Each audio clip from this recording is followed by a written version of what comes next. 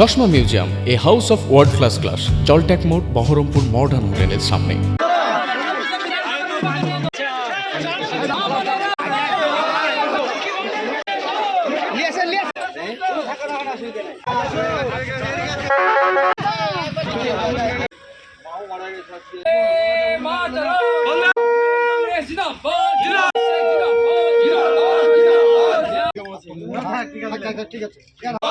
বিধানসভা নির্বাচনের নিয়ম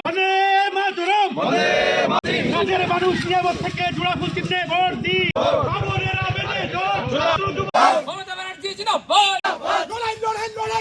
হরিহরপাড়ার বিধায়ক বর্তমান প্রার্থী আমাদের আলহাজ নিয়ামত শেখ মহাশয় আমাদেরকে হুমায়ুপুর অঞ্চল পরিদর্শন করার জন্য বলেছিলেন এবং আমরা 22টা বুথ, প্রত্যেকটা বুথে গিয়ে আমরা মানুষের সঙ্গে দেখা করেছি এবং আমরা মানুষের সঙ্গে প্রত্যেকের সঙ্গে মতামত নিয়েছি। তাতে আমাদের ভোটের রেজাল্ট খুব ভালো এবং আগামীতে যে গত যে রেজাল্ট ছিল তার চাইতে বর্তমান আমাদের এখন হুমায়ুপুরের জিপিতে সবচাইতে বেশি ভোটে লিড করব, এই চিন্তা ভাবনা আমাদের হুমায়ুপুরের মানুষ আমাদেরকে সাড়া দিয়েছে।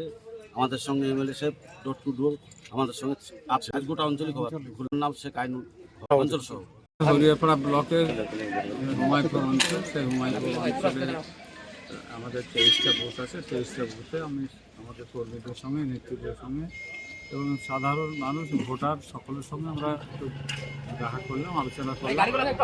আমি যে নির্বাচন 23শে এপ্রিল, সেই 23শে এপ্রিল নির্বাচন আমাদের দলীয় প্রার্থী হিসাবে আমাকে মনোনীত করেছেন।